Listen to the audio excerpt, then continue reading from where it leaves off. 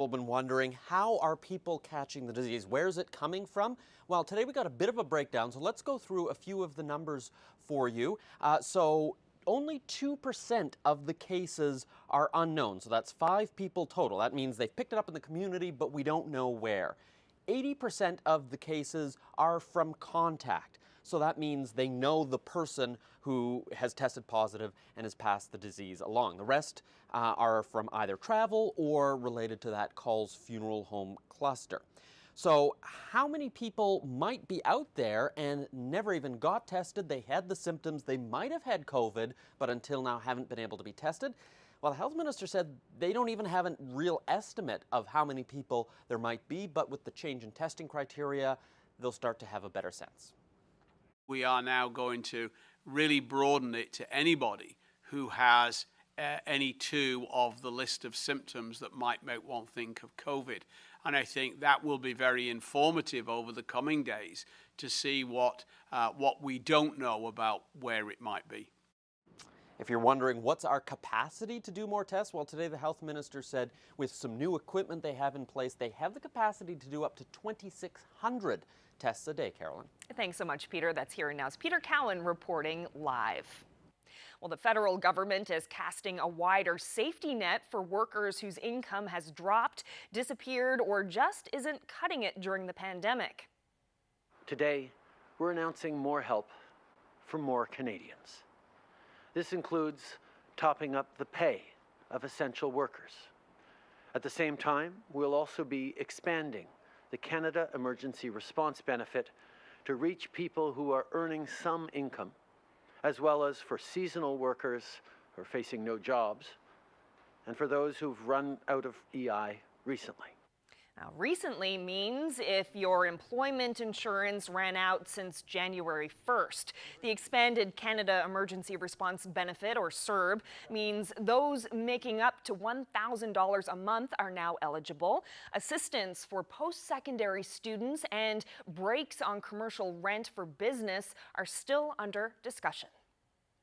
Well, the fishery in this province is one of the many industries facing uncertainty during this COVID-19 pandemic.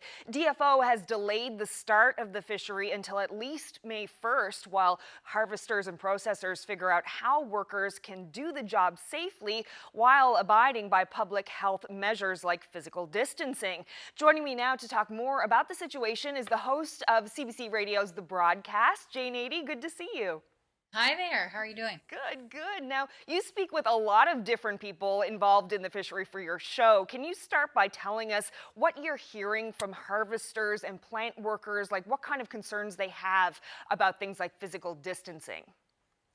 Well, everyone is worried about safety. There's no question about that. And first of all, there are some people who want to fish. Some of these vessel owners have huge bills to pay, and there's enormous financial pressure on them right now to fish. So these harvesters are asking a lot of questions about how that can be done safely on board 35-foot fishing vessels with 5 people on board. Many boats even smaller than that. Physical distancing pretty much impossible. How do you wear a mask doing this kind of work when you're sprayed with, salt water and out in all kinds of weather with any kind of environment you might predict out on the ocean? So safety measures might not be effective out there. And then you have the social responsibility. Many harvesters realize that if they are the ones to bring the virus into their small community, it would be devastating. It could really destroy lives and make these harvesters villains in their communities. So they're also thinking about that impact. As for plant workers, well, they're raising concerns about working in closed facilities. They're quite scared about all the unknowns about this virus at this stage. I think processors are doing their best to assure workers that they will be able to spread out, that there will be smaller shifts of people and staggered breaks, maybe mobile lunchrooms in trailers, things like that. But what you have to remember is that plant workers in particular, that's a older workforce. I'd say the average age of a plant worker is late 50s, early 60s, and many already have compromised breathing from their work in plants, conditions like crab asthma, for example. So very tense times for many people in this industry. Yeah, Yeah, so a lot to figure out for sure. Even if the fishery did open up, who would the buyers be right now? Like, what markets exist for fish products right now? Well, let's talk about snow crab as an example. A lot of it would be going to the United States and Japan. Big markets in the United States would normally be restaurants, casinos, and cruise ships. So that market has completely dried up. There is still a demand for frozen crab meat that you'd find in grocery stores, but that market is down obviously quite a bit. Now, I spoke with John Sackton, who is a seafood analyst earlier, and he said harvesters can expect to receive half of what they have in previous years. So in this province last year, harvesters were getting about $5.30 a pound for crabs. So that would drop by half according to industry analysts because the market is just so terrible right now. So Carolyn, as you can appreciate, there's still lots of unanswered questions for everybody, harvesters, plant workers, and processors, and it changes just about every day. And a lot at stake as well, for sure. Thank you so much, Jane Adey, for breaking it down for us. You're welcome. Well, some of the most vulnerable people in St. John's have a new way to stay connected during the pandemic. The Stella Circle Foundation is providing clients with increased access to technology. Executive Director Lisa Brown says it's an effort to bridge the digital divide, and it's never been more important than now. You can talk to people about the importance of isolation and the importance of physical distancing. When you're a teenager, it might be hard to listen to those messages. If you're a teenager who is living at a shelter, it can be really hard to listen to those messages. One of the services that we offer is Naomi Center, which is a homeless shelter for young women aged 16 to 30. So we purchased several smart TVs. Our property development folks had them up on the walls of the rooms of Naomi pretty quickly, actually, and made Netflix available. So all as a way to kind of incentivize people to stay in the shelter rather than go out and get entertainment elsewhere. So at Emmanuel House, which is a residential counseling program, we provided people with tablets, both as a way to kind of help people get through this and get the information that maybe the rest of us have access to, but also to provide them with access to some of the great resources that are online, like Bridge the Gap or therapy-assisted online programs. And we've also kind of identified some of our most vulnerable people and put cell phones and even flip phones can be really valuable as a way of texting people and just regular check-ins. For some of these people, have they ever had a cell phone or a smartphone before in their lives? I think it really varies. Some people do, and some people don't. And so then you get into the whole digital literacy component of it. You know, it's not as simple as buying lots of smartphones and saying, here you go, good luck with it.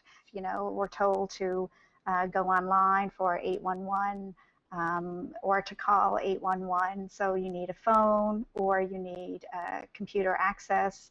You need to be able to read. So it's been working well, but it has certainly highlighted even more the importance of technology and equipping people with the tools that they need in everyday life. Well, under the COVID-19 restrictions, people can't go camping in parks, but Health Minister John Haggie says some people are going gravel pit camping, and that's also not allowed.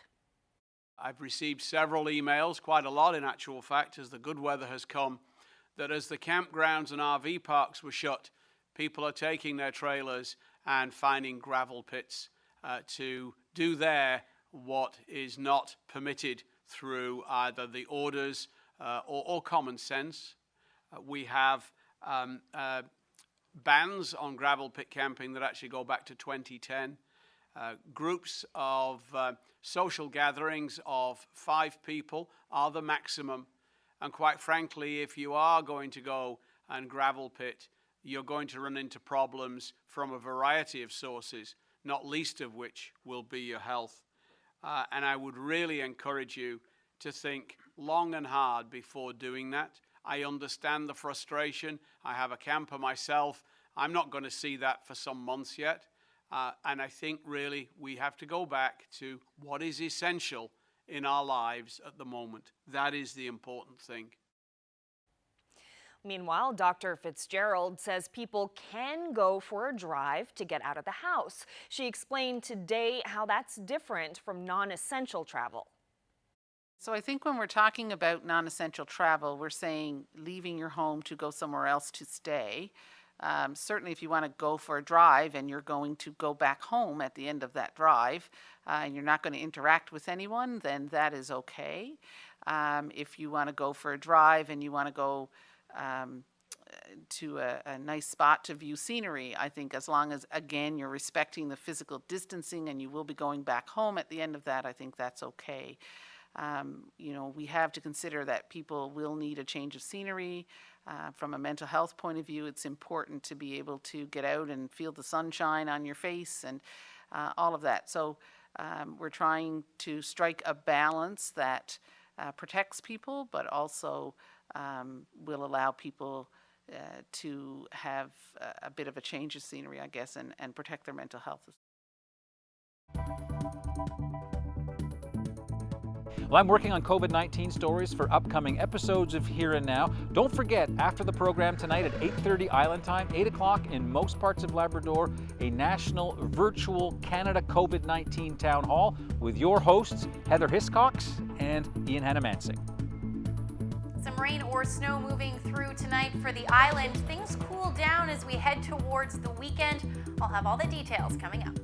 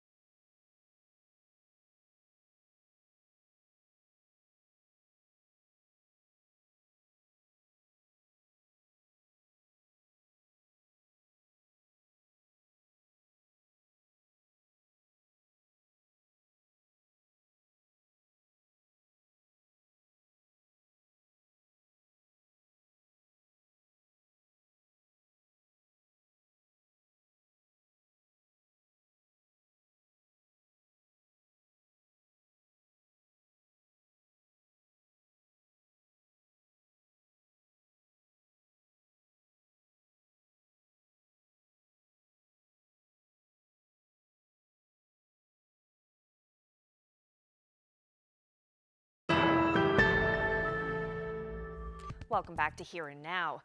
Newfoundland and Labrador's Director of Public Prosecutions has been fired. Ian Hollett was suspended in December. Now the Department of Justice has confirmed Hollett is no longer head of prosecutions, but would not elaborate on the reasons why. Assistant Director Lloyd Strickland will continue to take on Hollett's duties. Well, those growing weary of staying home and keeping their distance from others continue to ask when restrictions will lift. The Prime Minister says timing will vary across the country, but he's firm it's not happening yet.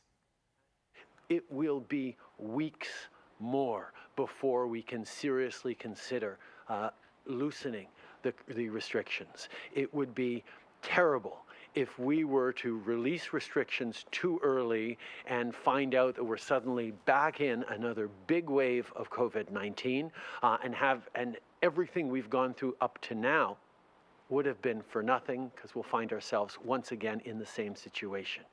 Trudeau says Canadians must continue to hold on for now and not rush the relaxation of restrictions. He says the availability of rapid testing and aggressive contact tracing will be essential to the containment of any new outbreaks after the first wave. And when those restrictions eventually lift, it may be too late for the tourism season to recover. The Premier says at that point, his government will promote staycations and encourage people to be tourists at home. The message, and we can get to a point where we'll be able to travel safely within our province. We would actually be promoting a stay-at-home vacation type concept so that people in Newfoundland and Labrador would travel more within Newfoundland and Labrador as opposed to people, especially international travels, coming into our province. But it's real early to tell, given to where we are with the history and the evolution of COVID-19. But the plan right now, if we can get to that point safely, would be to promote what would be a stay vacation in Newfoundland and Labrador.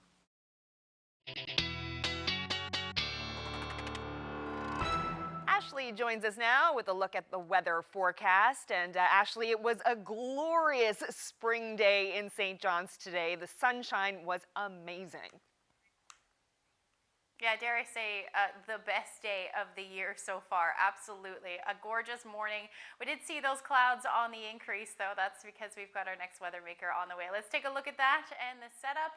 We do, like I said, saw that cloud cover move in. We're starting to see some showers move in with it as well. You can see some of the white showing up on there. That's some flurries mixing in, more than likely only in the higher elevations. But that will continue as we head through the night tonight. You can see that area of low pressure just extending to the south. So that's what's headed our way as we head through the next few hours. But those temperatures today, another glorious afternoon, 8 degrees in St. John's. Number of areas seeing temperatures in the mid to high single digits.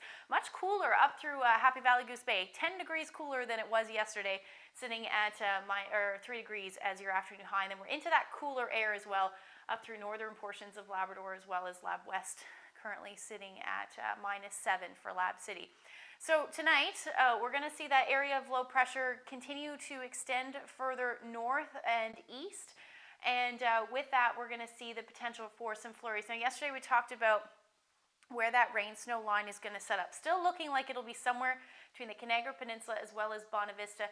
But keep in mind, anywhere west of that line will be snow. Anywhere east of that line will be rain. And because areas around Clarenville and Bonavista, you're sitting potentially right on that line, we could see some snow there as well. But most of the rain will fall for eastern, or at least the Avalon tonight. And as far as snowfall goes, we're looking at about 5 to 10 centimeters. So that forecast still looking good. And most of that will, again, fall probably west of Clarenville. But any shift in that track will change where that snow and rain falls. So just keep that in mind. Now, as far as rainfall goes, a good 15 to as much as 25 millimeters still expected for the Avalon. Northern portions of the Avalon may hover around the 0-degree mark. So we're still looking at the potential for some periods of freezing rain overnight. But overall, this will be a rain event. Now, into tomorrow, things are going to stay pretty unsettled. We are going to see some sunny breaks, though, certainly into the afternoon. The potential for either flurries or showers through the day. Some onshore flurries possible along the west coast. As you see, we get into that westerly flow. That will generally continue as we head through the afternoon and into the evening hours, and then quiet up through Labrador as well.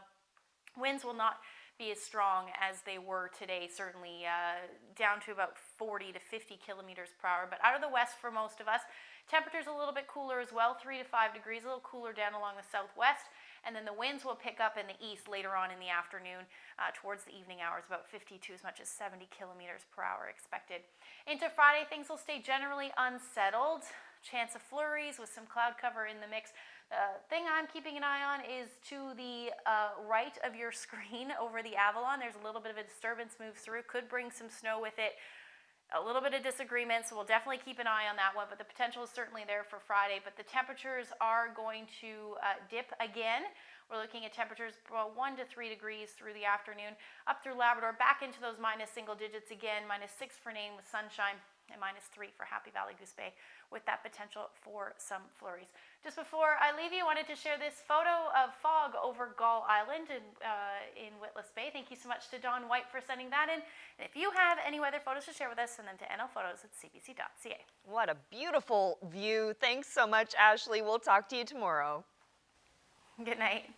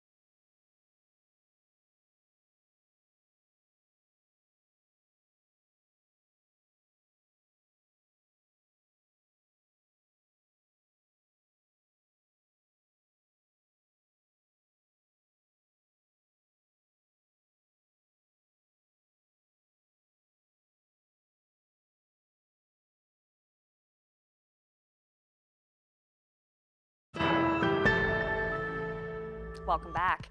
Well, if you're wondering how much alcohol people in the province have been buying since the pandemic, you may find this interesting. Overall, liquor sales have dropped over the last few weeks, but outlet stores are seeing a small jump in business. Since late March, people have had to place phone or online orders for products at the NLC's corporate stores and then go pick it up. It's all part of the COVID-19 changes. Now, sales at corporate stores relying on online orders are down about 20% from the same time last year, but sales at the express outlets like corner stores and gas stations where people can still shop in person, well, those are up by 30 to 40%. And the Bank of Canada believes the economic downturn tied to the COVID-19 will be the worst on record, and it's keeping its key interest rate at 0.25%. The rate has been cut 3 times in response to the pandemic. Preliminary analysis indicated that cutting rates all the way to the effective lower bound was the best contribution that the bank could make to stabilizing the economy and complementing the government's efforts. Looking ahead, the outlook is highly conditional on how long the containment measures remain in place and how households and firms adapt. And before we go tonight, I just want to say hi to 2-year-old Isaac, who sees Here and Now with his mom every night and gets excited because he thinks that I am his daycare teacher, Miss Anita, who he misses very much right now. Can you tell Mom who that is? Not Miss Anita, Karen Stokes. Isaac's mom, Janine, tried to explain the difference, but I'm happy to now share a name with Miss Anita. Thanks for sending us the video. It certainly brought a smile to my face, and I hope that Isaac gets to see the real Miss Anita very soon. Oh, that's adorable. Well, a beautiful day today out at Cape Spear. That's where Anthony was working on a story today. So we'll leave you tonight with some of those beautiful shots from the most easterly point in Canada. Thanks so much for spending part of your evening with us. Have a great night and hope to see you tomorrow.